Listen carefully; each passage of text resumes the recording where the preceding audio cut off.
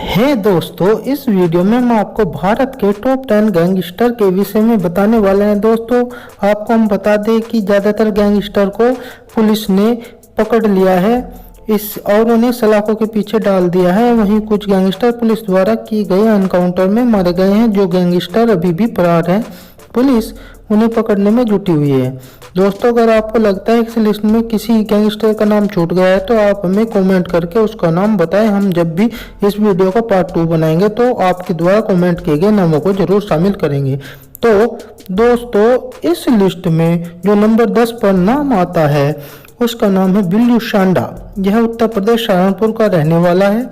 इस पर 3 हत्याओं सहित लूट, डकैती और रंगदारी दर्जनों आपराधिक मामले दर्ज हैं। इसे वर्ष 2015 में गिरफ्तार कर जेल में बंद कर दिया गया था, लेकिन जनवरी 2007 में कोर्ट की पेशी के दौरान यह सदन हवालात की जाली तोड़कर 3 कैदियों सहित फरार हो गया था। फरार होने के बाद इसने कई कारोबारियों को रंगदारी की धमकी दी। हालांकि कुछ दिनों बाद ही इसे पुलिस ने गिरफ्तार कर लिया था। गिरफ्तारी के बाद पुलिस ने इसके पास से एक पिस्टल, कारतूस और एक चोरी की बाइक प्राप्त हुई थी। दोस्तों, इस लिस्ट में 90 नंबर पर नाम आता है लुवरेश बिश्नोई का। यह मूलतः पंजाब के फजील का रहने वाला है।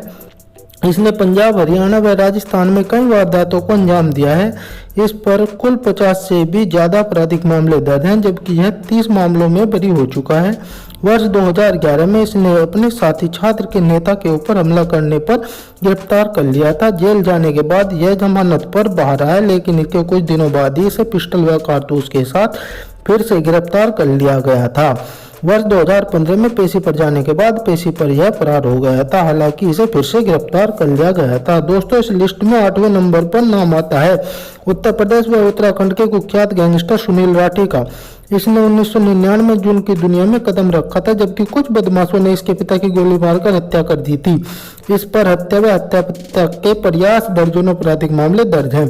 बीजेपी विधायक कृष्णानंद राय की हत्या के आरोपी माफिया डॉन मुन्ना बजरंगी की जेल में गोली मारकर हत्या करने के बाद सुनील राठी का नाम सुर्खियों में आया। सुनील राठी बागपत जेल में बंद है। दोस्तों, इस लिस्ट में 7वें नंबर पर नाम आता है हरियाणा के कुख्यात गैंगस्टर पपला गुज्जर का।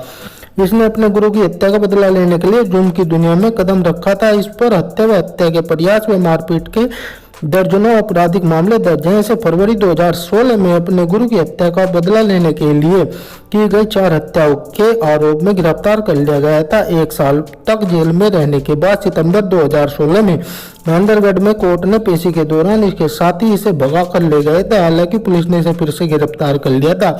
इसके बाद सितंबर 2019 में इसके साथियों ने पुलिस पर हमला कर इसके साथ इसे फिर से भगा ले गए थे। दोस्तों, इस लिस्ट में 6ठे नंबर पर नाम आता है दिल्ली के कुख्यात गैंगस्टर नीरज भवाना का। इसे फिरौती के धंधों का किंग भी कहा जाता है। इस पर हत्या, किडनैपिंग और जबरन वसूली के लगभग 100 से भी ज्यादा आपराधिक मामले दर्ज हैं। इसने 2004 में पहला कत्ल जब किया था, जब यह नाबालिग था। दोस्तों, आपको बता दें कि नीरज भवाना ने कुख्यात अमित बोरा को बड़ी कोर्ट से गोली चलाकर भगा ले गया था। इसके बाद ही इस पर मक्कूका जैसी धारा लगाकर इसे बाद में गिरफ्तार कर लिया गया था। दोस्तों, इस लिस्ट में 5वां नाम आता है पंजाब के रॉबिन हुड कहे जाने वाले रुपिंदर गांधी का। 22 वर्ष की उम्र में ही यह गांव का सरपंच बन गया था। इतना ही नहीं, राष्ट्रीय स्तर का फुटबॉल खिलाड़ी, चंडीगढ़ की पंजाब यूनिवर्सिटी का छात्र और स्थानीय यूथ आइकन था। गांव वालों के लिए यह प्यारा लड़का था, लेकिन गांव के बाहर लोग इसके नाम से कांपते थे।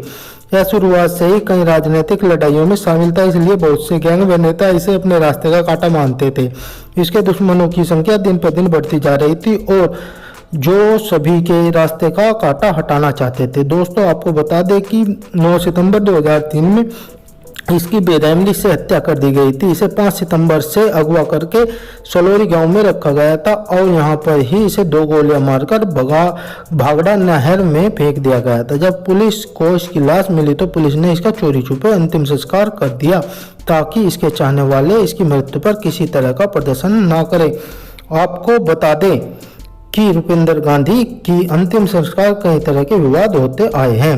दोस्तों, इस लिस्ट में 4थे नंबर पर नाम आता है पंजाब के कुख्यात गैंगस्टर सुक्का गहलोत का। ज़्यादातर समय पंजाब के गांव करतारपुर कहलवा गांव में बीता है। इसके माता पिता दोनों ही एनआरआई थे। इस पर 50 से भी ज़्यादा आपराधिक मामले दर्ज हैं। हत्या के प्रयास व लूटपाट के मामले शामिल हैं। दोस्तों बता दें कि इसने लव मैरिज की थी। शादी के बाद यह पत्नी के साथ ऑस्ट्रेलिया चला गया था, लेकिन वहां पत्नी से विवाद के बाद यह जालंधर आ गया था। आने के बाद यह बुरी संगत में पड़ गया। फिर उसी के साथ जन्म हुआ कुख्यात गैंगस्टर सुक्का कहलोन का। दोस्तों आपको बता दें कि जनवरी 2015 को पुलिस की मौजूदगी में 15 से 30 हमलावरों ने सुक्का पर 50 से 60 गोलियां दागकर उसकी मर्मम हत्या कर दी थी। उस दिन पंजाब पुलिस सुक्का को नाभा जेल से जालंधर अदालत में पेशी के लिए लेकर गई थी। जालंधर अदालत से पेशी के बाद गैंगस्टर सुक्का को जब नाभा जेल से लाया जा रहा था तो उसी समय फिल्म स्टाइल में पहुंची 2 फॉर्च्यूनर कार ने पुलिस वैन को घेर लिया और उसी दौरान फॉर्च्यूनर कार से आए हमलावरों ने सुक्का पर गोलियां बरसाना चालू कर दिया। कई गोलियां लगने की वजह से मौके पर ही सुक्का मारा गया था। दोस्तों इस लिस्ट में तीसरा नाम आता है राजस्थान के कुख्यात गैंगस्टर आनंदपाल सिंह का। इसका खौफ राजस्थान के साथ हरियाणा, दिल्ली व यूपी में भी था। यह हमेशा खतरनाक हथियारों से लैस रहता था। इस पर हत्या के प्रयास व लूटपाट के दर्जनों आपराधिक मामले दर्ज थे। यह मूलतः नागौर का रहने वाला था।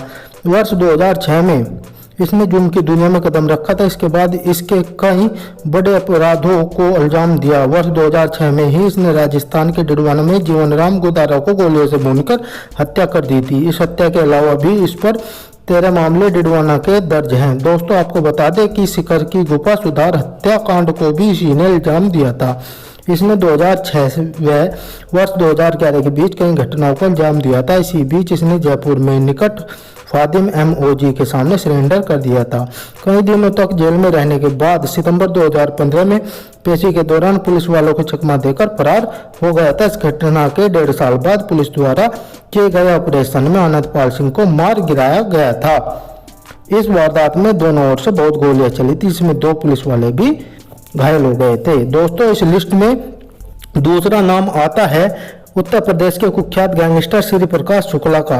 वैसे तो उत्तर प्रदेश में बहुत ऐसे नाम रहे हैं जिनका नाम अंडरवर्ल्ड से जुड़ा रहा है, पर श्री प्रकाश शुक्ला एक ऐसा नाम था जिसने जनता ही नहीं बल्कि पुलिस भी खूब खाती थी और नेता भी खूब खाते थे। यह 90 के दशक में यूपी का सबसे बड़ा डॉन था जो खौफ और आतंक का दूसरा नाम बन गया था। वर्ष 1993 में एक युवक ने श्री प्रकाश शुक्ला की बहन को देखकर सीटी बजा दी थी। इस पर श्री प्रकाश शुक्ला ने उसकी हत्या कर दी थी। यह श्री प्रकाश शुक्ला द्वारा किया गया पहला जुर्म था। इस हत्या के बाद वह जुर्म की दुनिया में वह आगे बढ़ता चला गया। श्री प्रकाश शुक्ला के ताबड़तोड़ जुर्म पुलिस व सरकार के लिए सिरदर्द बन गए थे। सरकार ने इसके खात्मे का मन बना लिया था। इससे निपटने के लिए स्पेशल टास्क फोर्स का निर्माण किया गया था।